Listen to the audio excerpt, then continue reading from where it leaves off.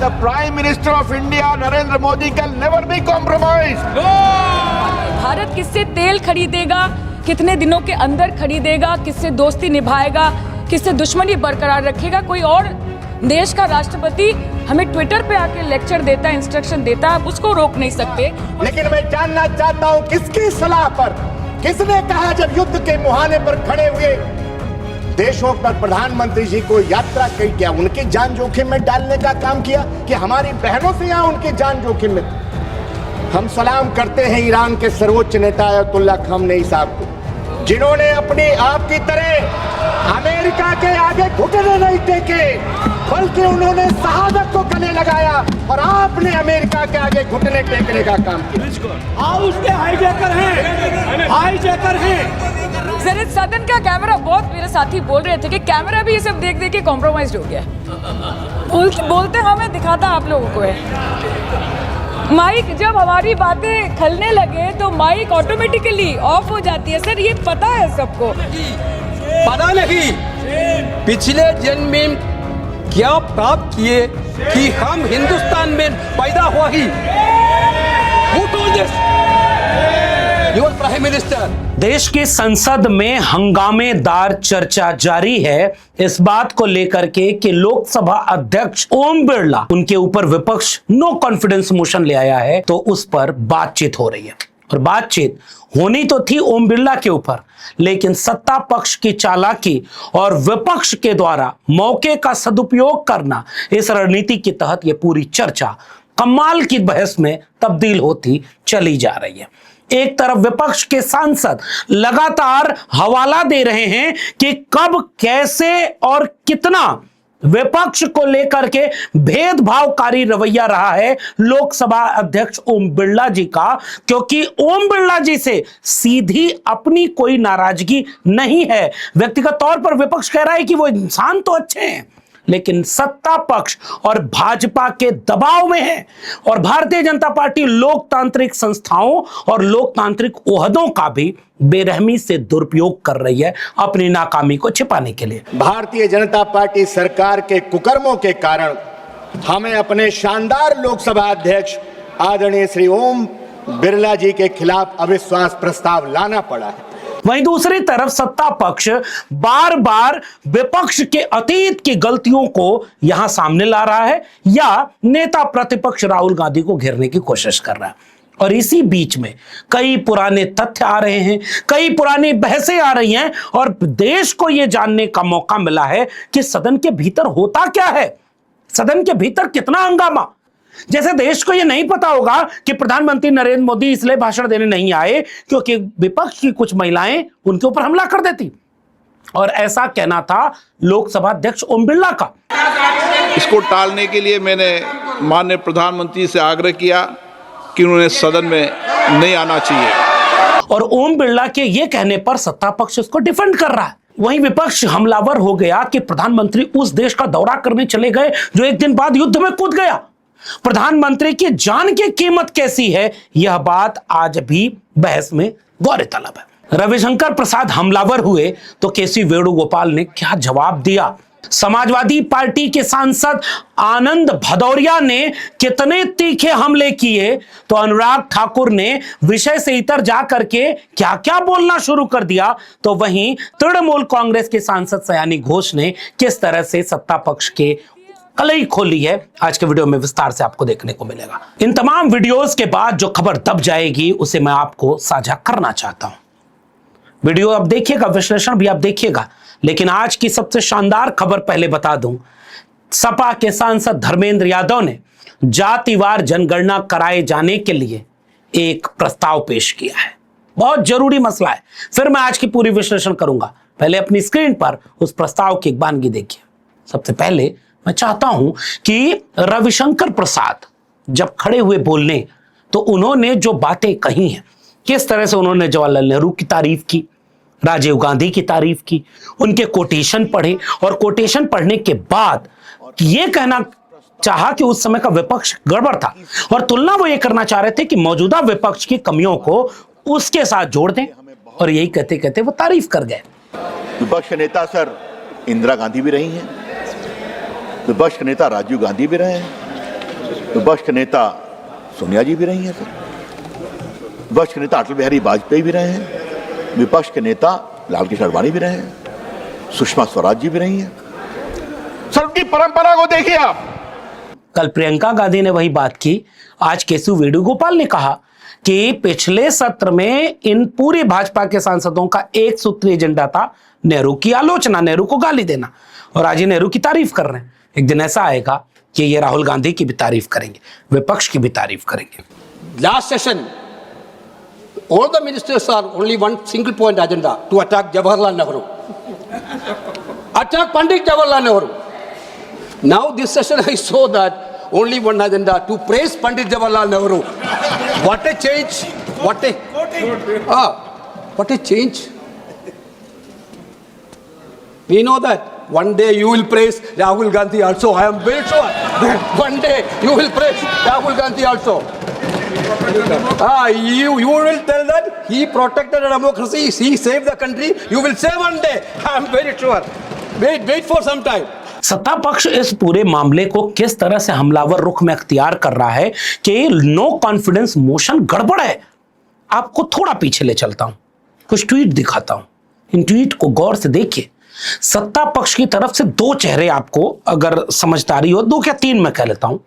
एक बेगूसराय से सांसद गिरिराज सिंह, दूसरा गिरिडीह से सांसद निशिकांत दुबे, और तीसरा हिमाचल प्रदेश के पूर्व मुख्यमंत्री के बेटे Anurag Thakur.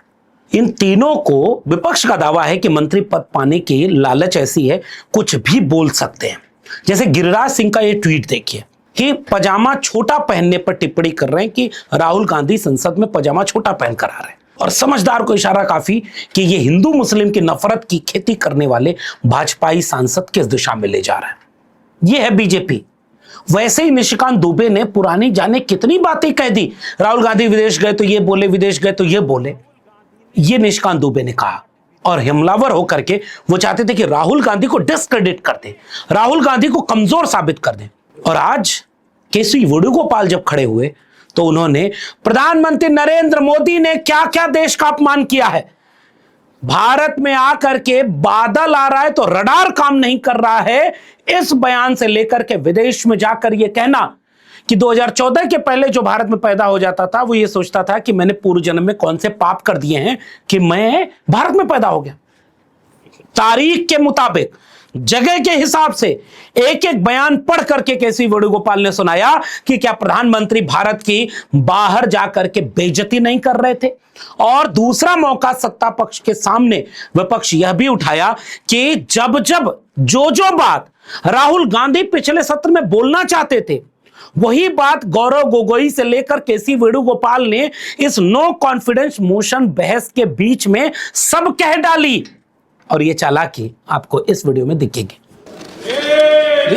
This much says, the 56-inch Prime Minister, every day you are telling about our Prime Minister about nationalist. That Prime Minister is telling this type of words. The same Prime Minister, you quoted something about Ravi Shankar Prasad ji. When Balakot incident happened, after the Balakot incident, in the interview by TV channel News Nation on PM Modi said, I am quoting, the weather suddenly turned bad. There were clouds, heavy rain. There was a doubt about whether we can go into the clouds. During a review of the Balakot plan, by and large the opinion of experts was, what if we change the date? I had two issues in mind. One was secrecy. Second, I said, I am not someone who knows the science. I said, there is so much cloud and rain, there is a benefit. I have a raw wisdom, the clouds can benefit us too. We can escape the radar. Everyone was confused. Ultimately, I said, there are clouds. Let us proceed. Super logic. Your Prime Minister's logic. You talked about Rahul Gandhi, what you said. This was your Prime Minister. That Prime Minister, because of the crowd, now it is the best time to act. Gopalji, you address to this chair, please. Yeah, given the direction to the forces, that point of time, this Prime Minister has courage to give direction. That understood. After this, after our army chief is asking, after the Chinese troop is entering into the terrain, whenever army chief is asking, that point of time, whatever you think you can do, this is what they answer. You see the difference. Come to the removal of the speaker. Come to the Nishikant point. Dubai is Come to the point, please. Nishikant Dubai is not here.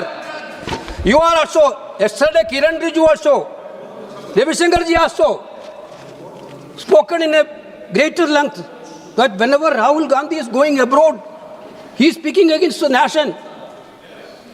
Yes, I have the series of speeches of your Prime Minister. I will quote. Put it right now. Please hear it.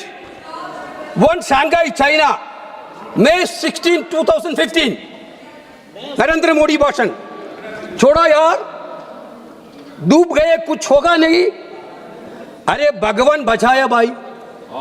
पता नहीं पिछले जन्म में क्या पाप किए कि हम हिंदुस्तान में पैदा हुआ ही. Who told this? Your Prime Minister. Second, Seoul, South Korea on May 18, 2015. प्रधानमंत्री की बातें पढ़ो. Don't know what sin I committed in my previous birth, that I was born in Hindustan. Is this any country? Is this any government? Are these any people? Forget it. Let's just leave. This is in Korea. Third, Sydney, Australia, November 18, 2014. You will be surprised to know that when I came to power, the previous government used to take pride in saying, we made this law, we made so many laws, we made such and such laws. You must have heard it during election, but I am different. They enjoyed making laws, but I find joy in scrapping all these laws. Your Prime Minister told. Then fourth, New York, same way. Masdar City, 1725, August 2015. 6, Toronto, Canada, April 16, 2015. 7, California, USA, on 27 September 2015. London, United Kingdom, on April 18, after become Prime Minister also. After become Prime Minister also, he used to abuse the Indian government, Indian people. तो अभी आपने निशिकांत दुबे का छोटा सा clip देखा, आपने रविशंकर प्रसाद को सुना और अभी आपने सुना केसी वेणुगोपाल को. अब आपको समझ में आ रहा होगा कि ये खेल कैसा चल रहा था. रविशंकर प्रसाद चाह रहे थे जो कमियां उजागर करना, उसे कैसे केसी वेणुगोपाल ने एक मौके की तरफ बुलाया. लेकिन जिस भाषण की आज सबसे ज्यादा चर्चा हुई, वह भाषण दिया आनंद भदौरिया ने.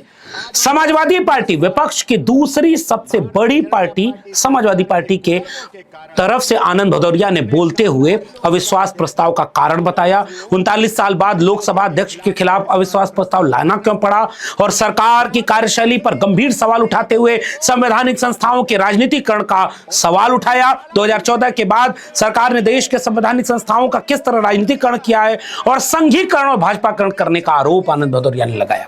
आसन की गरिमा का मुद्दा उठाते हुए उन्होंने कहा कि वे तो निष्पक्ष हैं, लेकिन सरकार उन्हें कठपुतली बनाने की कोशिश कर रही है. विपक्ष की आवाज दबाने की बात की जा रही है. लोकतंत्र केवल बहुमत नहीं, असहमतियों और सवालों से चलता है. नेता प्रतिपक्ष राहुल गांधी नेता केवल एक पार्टी के नहीं है, बल्कि करोड़ों लोगों ने उन्हें बनाया है. 42% लोगों की नुमाइंदगी करते हैं. और अटल बिहारी वाजपेयी के भाषण को याद किया और उसके बाद संसद की मर्यादा, लोकसभा में उपाध्यक्ष का चुनाव न होना और उसके साथ जनता के मुद्दों पर विपक्ष जब जब चर्चा करना चाहा है, सरकार के अहंकार ने उसे चर्चा नहीं करने दिया. और ऐसे में उन्होंने अपने समाजवादी गुरु उदय प्रताप जी की वो कविता पढ़ी कि न तेरा है न मेरा है, ये हिंदुस्तान सबका है. मुझे आज आदरणीय गुरु उदय प्रताप सिंह जी की कविता की 4 पंक्तियां बरबस याद कर आ रही. न तेरा है न मेरा है, ये हिंदुस्तान सबका है. नहीं समझी गई ये बात तो नुकसान सबका है. वहां से लेकर के वो शेर आनंद भदौरिया का जरूर सुनना चाहिए कि तुम्हारा अहंकार कितना बढ़ गया, तुम्हें एक हार की जरूरत है. राहुल जी ने खोली है मोहब्बत की दुकान. आगे फिर वाह वाह करिएगा, आगे की लाइनें पर भी वाह वाह करिएगा। राहुल जी ने खोली है मोहब्बत की दुकान, क्योंकि नफरती लोगों को प्यार की जरूरत है, और जीत ने अंधा कर दिया है तुम्हें, तुझको एक हार की जरूरत है। आनंद भदौरिया के शानदार भाषण की कुछ बानगी देख लीजिए, तब आपको समझ आएगा कि आज विपक्ष ने जो ताकत पाई है जनता से, वो कैसे आंख में आंख डालकर सत्ता से सवाल कर रहा है। सच तो यह है, आपने 2014 के बाद देश की सभी संवैधानिक संस्थाओं का राजनीतिकरण किया है, संघीकरण करने का काम किया है। अब इस लोकतंत्र के पवित्र मंदिर के महान आसन का भी आप बीजेपीकरण करने पर आमादा हैं। पीछे बैठे सदस्य कह रहे थे कोई पॉइंट ऑफ ऑर्डर नहीं, बैठ जाइए।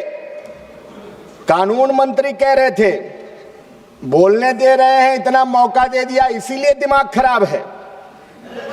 पीछे बैठे, आप वीडियो निकाल लीजिए, पीछे बैठे सदस्य कह रहे थे कोई मौका आगे नहीं मिलेगा।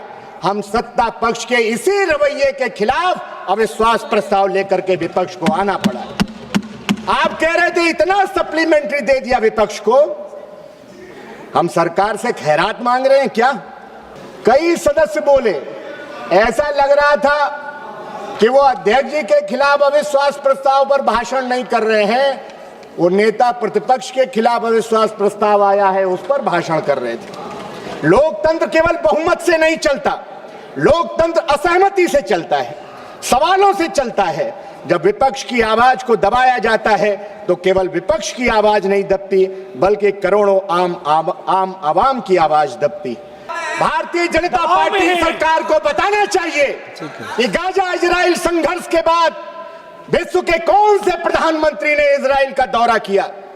खतरा हमारी उन बहनों से माननीय प्रधानमंत्री जी को नहीं था, लेकिन मैं जानना चाहता हूं किसकी सलाह पर, किसने कहा जब युद्ध के मुहाने पर खड़े हुए देशों पर प्रधानमंत्री जी को यात्रा की, क्या उनकी जान जोखिम में डालने का काम किया कि हमारी बहनों से यहां उनकी जान जोखिम में थी?